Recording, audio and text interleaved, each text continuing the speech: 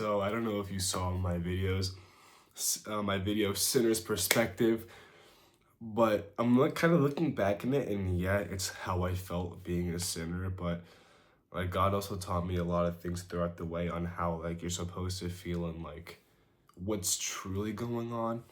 And I guess I wanted to talk about sound in your life blocking God's voice, because a lot of people have a lot on their soul, a lot on their mind, and they're like, why isn't it God talking to me? And realistically, He is, but there's just too much sound in your life that you can't hear Him, and how to block that sound away, which you have to hear God. Because I asked myself, like, wow, like when I'm like if I was on vacation, had no social media, had no problems with like friends or anything, or like sports or like my future, I could connect to God so easily. But since we live in a society where everything's cramped into your mind, into your soul, that God's still talking to you, but it's so hard to hear Him.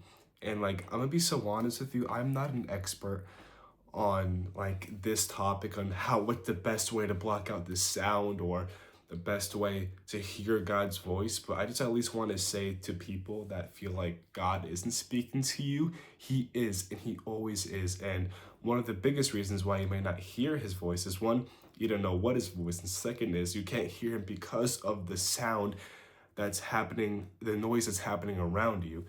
So once in a while, you really have to just block everything out and just listen to God and trust Him. Because like I said in a previous video, I think that you could love God easily, but what's the point in loving God if you don't trust God? Because that's what a real relationship sounds like. So instead of loving Him and trusting Him with all the noise around you, that's gonna overwhelm you, and that's gonna start questioning yourself, like, hey, like, I don't hear Him. Well, you have to block out this sound, block out everything that's going on in your life, so you could really hear God directly or indirectly.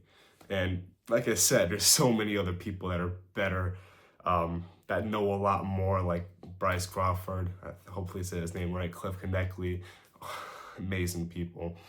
But I just kind of wanted to make this short video to like tell people that one of the reasons why you might not hear God is because of noise. I'm getting a call right now. And I wanted to make this video because that's what I was recently thinking. I was like, God, man, I can't hear anything. And I thought to myself, like, if I was in a position where I had no noise and stress in my life, I would be able to hear God easily. So you really have to block out the sound, the noise first, then connect with Him, because that's how you'll be able to hear Him so much and connect with Him so much more. And then you'll start naturally putting Him first. Then the noise is gonna slowly start going down because you're gonna trust Him more. So I guess that's kind of the point I wanted to bring across today. Really short video. Sorry I haven't been posting as much, been going through a lot of stuff. So God bless you all right? Thank you.